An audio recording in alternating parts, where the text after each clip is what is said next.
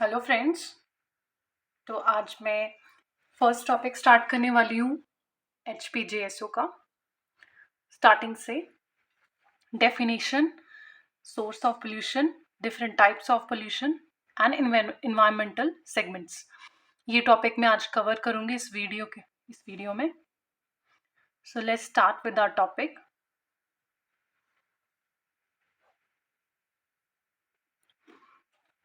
Environmental pollution.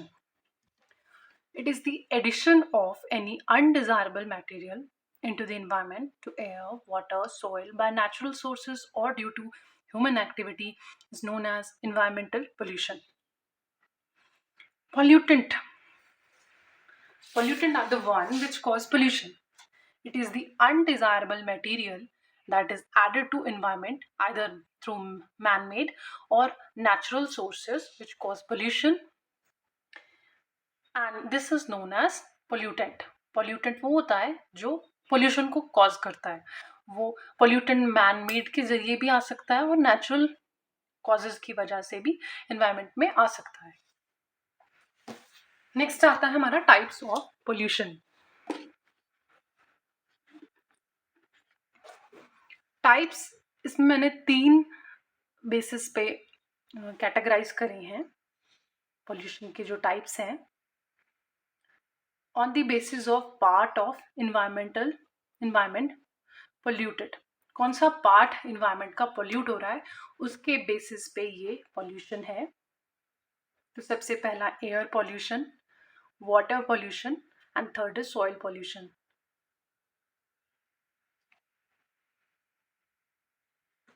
Second category, on the basis of nature of pollutant. Pollutant किस तरह का है जो पोल्यूशन कॉज कर रहा है।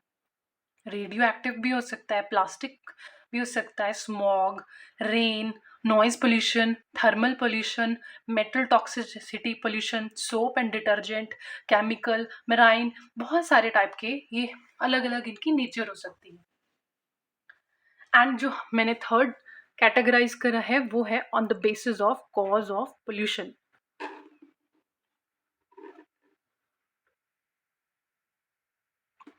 तो कॉज के बेसिस पे नेचुरल कॉजेज भी हो सकते हैं और ह्यूमन कॉजेज भी हो सकते हैं। ह्यूमन कॉजेज को हम एंथ्रोपोजेनिक भी बोलते हैं। नेचुरल कॉजेज या सोर्सेज जो हो सकते हैं वो है वॉल्केनिक इरप्शन से भी हमारा पोल्यूशन ऐड होता है, forest fires, dust storms, floods, pollen grains atmosphere में आती है तो वो भी एक काइंड ऑफ पोल्यूशन है। फ्लड से भी सारा पानी पॉल्यूट भी हो जाता है, पीने लायक तो रहता नहीं है वो। तो ये नेचुरल सोर्सेज है कुछ जो पोल्यूशन कॉज करते हैं। एंड हमारे आते हैं एंथ्रोपोजेनिक सोर्सेज, जिसको मैन मेड सोर्सेज भी बोला जाता है। इस जैसे domestic pollutants, agriculture, chemicals, automobile से जो निकलने वाला पोल्यूशन है, industrial pollution, all this kind of pollution जो कि हम आगे पढ़ने वाले हैं। इसमें ओनली टाइप्स डिस्कस कर रही हूँ। तो ये 3 मेजर बेसिस थे जिसके बेसिस पे मैंने टाइप्स ऑफ पोल्यूशन को कैटेगराइज करा है। ऑन द बेसिस ऑफ कौन सा पार्ट एनवायरनमेंट का पोल्यूट हो रहा है, सेकंड नेचर क्या है, थर्ड हमारा कौन कौन से कॉजेज है, नेचुरल है या मैन मेड है। Environmental segments. Environment comprise of following 4 components: atmosphere, hydrosphere, lithosphere and biosphere. So जो पहला है वो है हमारा atmosphere. It is a layer of gases which surrounds the earth. It absorbs harmful UV rays and keep heat balance by absorbing IR rays. जो हमारा atmosphere है वो ये लेयर्स है गैसेस की जो अर्थ को सराउंड करके रखती है और टेम्परेचर मेंटेन करने में भी हेल्प करती है। अर्थ का जो टेम्परेचर है वो मेंटेन करने में एटमॉस्फेयर का बहुत बड़ा रोल है। यूवी रेज, जो हार्मफुल सन की यूवी रेज है, वो भी एब्जॉर्ब हमारे एटमॉस्फेयर से ही होती है, ओजोन से होती है, जो हमें पता है ओजोन भी हमारे एटमॉस्फेयर में ही प्रेजेंट होती है। सो एटमॉस्फेयर के अंदर हमारे पास लेयर्स ऑफ एटमॉस्फेयर, फर्दर इसकी 4 लेयर्स और है। फर्स्ट ट्रोपोस्फेयर जो सबसे नीचे, फिर से स्ट्रेटोस्फेयर, मीजोस्फेयर, फिर थर्मोस्फेयर, और थर्मोस्फेयर और मीजोस्फेयर के बीच में हमारी आयनोस्फेयर भी है जहाँ पे आयंस प्रेजेंट होते हैं। ट्रोपोस्फेयर ये एक्सटेंड करती है हमारी फ्रॉम, ये लगभग 8 to 16 किलोमीटर्स हाई होती है from earth surface, 0 to 16 kilometres भी बोल सकते हैं। और स्ट्रेटोस्फेयर 16 से आगे 16 to 50 किलोमीटर में हमारी स्ट्रेटोस्फेयर, मीजोस्फेयर 50 to 85 किलोमीटर, और थर्मोस्फेयर 80 से भी ले सकते हैं, 85 से भी अराउंड 500 किलोमीटर तक, और अबव इसका सरफेस थर्मोस्फेयर। सो ट्रोपोस्फेयर में जो मेजर चीज़ें हैं वो मैं डिस्कस करती हूँ आपके साथ। टेम्परेचर डिक्रीज करता है as we go high with altitude. जैसे हम ज़्यादा हाइट पे चढ़ेंगे तो टेम्परेचर जो है वो डिक्रीज करना स्टार्ट करेगा इस लेयर में, और ये सबसे थिनेस्ट लेयर है, और जिसमें क्लाउड्स और वेदर चेंजेस होते हैं वो सारी इसमें ट्रोपोस्फेयर है, रेन हो रही है, ये सब ट्रोपोस्फेयर के अंडर हमारी इस लेयर में आते हैं। अब जो सेकेंड लेयर है एटमॉस्फेयर की वो है स्ट्रेटोस्फेयर। इसमें हमारा टेम्परेचर इंक्रीज करेगा जैसे हाइट इंक्रीज करेगी विद द ऑल्टीट्यूड, और यही लेयर हमारी कंटेन करेगी ओजोन को, और एरोप्लेन्स हैं या जेट एयरक्राफ्ट्स वगैरह है वो इसी लेयर में हमारे चलते हैं जो है स्ट्रेटोस्फेयर। ये क्वेश्चन आते हैं कई बार और बहुत ही इजी क्वेश्चंस हैं कि ओजोन लेयर कौन सी, उसमें ओजोन कहाँ प्रेजेंट होती है, स्ट्रेटोस्फेयर में प्रेजेंट होती है, हमारे एयरक्राफ्ट्स कहाँ कौन सी लेयर में चलते हैं वो भी स्ट्रेटोस्फेयर है। और नेक्स्ट हमारी मीजोस्फेयर, मीजोस्फेयर में भी जो इसमें मीजोस्फेयर में हमारा टेम्परेचर डिक्रीज करेगा हाइट के साथ, जैसे ऑल्टीट्यूड इंक्रीज करेगी वैसे हमारा टेम्परेचर डिक्रीज करेगा जैसे ट्रोपोस्फेयर में था। अब फिर आती है हमारी लास्ट लेयर थर्मोस्फेयर। थर्मोस्फेयर जो कि 90 से 500 किलोमीटर तक फैली हुई है और उससे भी ज़्यादा, तो ये हमारी थिकेस्ट लेयर है, हॉटेस्ट लेयर है, और इसमें भी स्ट्रेटोस्फेयर की तरह टेम्परेचर इंक्रीज करेगा जैसे ऑल्टीट्यूड इंक्रीज करेगी।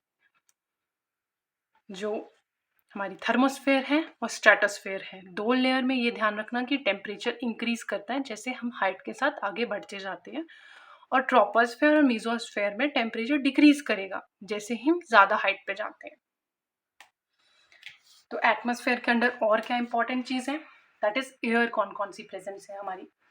एयर जो भी है वो है nitrogen, oxygen, carbon dioxide, argon and other gases. जो मेन हमारी गैसेस प्रेजेंट है, नाइट्रोजन 78.1%,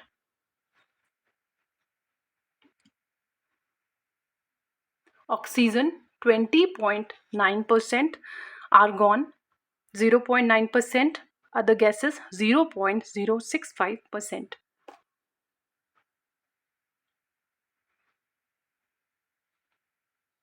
नेक्स्ट हम बात करेंगे इन्वायरमेंटल सेगमेंट की सेकंड जो है वो है hydrosphere. It comprises of all kinds of sources of water. About 75% of Earth is covered with water. Most of Earth water is contained in ocean. 96% of total water, जितना भी पानी, 75% में से जितना पानी है ओशन मैक्सिमम कंटेन करते हैं।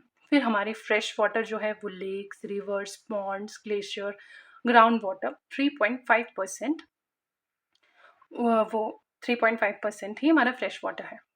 तो फर्दर जो हमारे ओशंस हैं, 4 मेजर ओशंस हैं, इसके नाम आपको पता होने चाहिए, Pacific ocean, Atlantic ocean, Indian ocean and Arctic ocean. तो फ्रेश वाटर की जो हमारी डिस्ट्रीब्यूशन है वो उसके बारे में आपको डिस्कस करती हूँ। ये कई बार आ जाता है क्वेश्चन। ग्लेशियर्स एंड आइस की कितनी परसेंटेज है, 2.15%, ground water 0.61%, surface fresh water 1.2%। Next हमारा इन्वायरमेंटल सेगमेंट जो है दैट इज लिथोस्फेयर। सो जो नेक्स्ट लेयर है वो हमारे पास लिथोस्फेयर है। It refers to the solid component of the earth. इसमें हमारे सॉइल, रॉक, माउंटेन और अंदर की जो लेयर्स हैं वो मैं डिस्कस करती हूँ। कोर, मेंटल, क्रस्ट, 3 लेयर्स हैं लिथोस्फेयर में। कोर सबसे अंदर वाली, कोर भी फर्दर डिवाइडेड है, outer core, inner core, then mantle, then crust. और कितने कितने किलोमीटर्स तक ये रेंज करती हैं, वो मैंने मेंशन करा है। जो हमारी क्रस्ट होती है जनरली 0 टू और 8 टू 40 किलोमीटर थिक होती है, जो सबसे ऊपर जिस पे हम रहते हैं, एंड जिस पे फर्दर हम सॉइल एग्रीकल्चर एक्टिविटीज़ जिस पे होती है वो जनरली इतने क्रस्ट पे ही होती है। और जो सॉइल रेंज करता है वो हमारा 16 किलोमीटर्स तक होता है, जो सॉइल होता है मैक्सिमम। और जो मेंटल है वो हमारी 40 टू 2900 किलोमीटर्स तक रेंज करती हैं। यहाँ पे हमारे पास मैग्मा प्रेजेंट हमारी मेंटल लेयर में प्रेजेंट होता है। नेक्स्ट जो हमारा आता है वो है core. Core, outer core, inner core, इनकी रेंज कितने किलोमीटर्स तक है ये यहाँ पे मेंशन है। जो हमारी आउटर कोर है उसमें हैवी मेटल्स होते हैं, आयरन एंड निकल होते हैं, ये लिक्विड फॉर्म में होती है आउटर कोर। और जो इनर कोर होती है वो सॉलिड होती है, क्रिस्टलाइन स्टेट होती है due to high temperature and pressure. मैंने यहाँ पे अच्छे से मेंशन करा है। क्रस्ट में भी फर्दर हम अपर मोस्ट लेयर बोलते हैं, बॉटम लेयर, मतलब ये दो चीज़ें बोलते हैं। तो जो अपर मोस्ट लेयर है क्रस्ट की, दैट इज़ सियाल हम बोलते हैं। सियाल इसमें इस SI सिलिकॉन का, AL एल्यूमिनियम का। तो ये दो मेटल्स हमारे फाउंड होते हैं, सिलिकॉन एंड एल्यूमिनियम क्रस्ट की अपर मोस्ट लेयर में फाउंड होते हैं। और बॉटम लेयर में क्रस्ट की sigma, SiMa, SI silicon and magnesium मिलता है। Mantle layer is the rapidly flowing magma, ये कंटेन करती है मैग्मा, जो जनरली वॉल्केनोज में होता है हमारे। कोर में हमारे पास क्या होता है कि मोल्टन हैवी मेटल है, निकल एंड आयरन, और ये लिक्विड होती है। और जो इनर कोर होती है क्रिस्टलाइन स्टेट में होती है। क्रिस्टलाइन स्टेट में इसलिए होती है क्योंकि बहुत ज़्यादा हाई प्रेशर और हाई टेम्परेचर की वजह से तो वो लिक्विड नहीं रह पाता, जो भी मटेरियल है वो क्रिस्टलाइन स्टेट में कन्वर्ट हो जाता है। नेक्स्ट लेयर हमारी बायोस्फीयर है। It is that part of earth where life exist और where interaction between all the segment of environment occur. तीनों जो हमारे स्फेयर्स हैं, लिथोस्फेयर, हाइड्रोस्फेयर और एटमॉस्फेयर, जब इनकी इंटरेक्शन होती है तो हमारा वो बायोलॉजिकल कंपोनेंट जो बनता है उसको बायोस्फेयर बोलते हैं, जहाँ लाइफ एग्जिस्ट करती है। यहाँ पे activities of living organisms influence करती है एनवायरनमेंट को, and vice versa, environment influence करती है, एनवायरमेंटल एक्टिविटीज़ इन्फ्लुएंस करती है लिविंग ऑर्गेनिजम्स को। A number of natural cyclic processes are occurring in environment to maintain balance between biotic and abiotic component in the biosphere. तो यहाँ पे cycles चलती है जो कि एक बैलेंस बिठाएगी हमारे ए बायोटिक और बायोटिक कंपोनेंट के बीच में। Biotic living components and abiotic are the non living components. और हमारी जो साइकिल्स है वो वाटर साइकिल है, ऑक्सीजन साइकिल है, नाइट्रोजन साइकिल है, कार्बन साइकिल है, phosphorus cycle and sulphur cycle है। नाउ एक छोटा सा डायग्राम से मैं बताती हूँ level of organisation of biosphere. सबसे पहले एटम्स आए हमारे एटमॉस्फेयर में, मॉलिक्यूल्स बने, फिर cells, tissue, organ, organism, population, communities, ecosystem, biomes, biosphere. वैसे ये आएगा नहीं, पर थोड़ी नॉलेज के लिए मैंने ऐड कर दिया कि कैसे हमारा बायोस्फीयर ये इस लेवल पे बना है। So that's all for today. Thank you.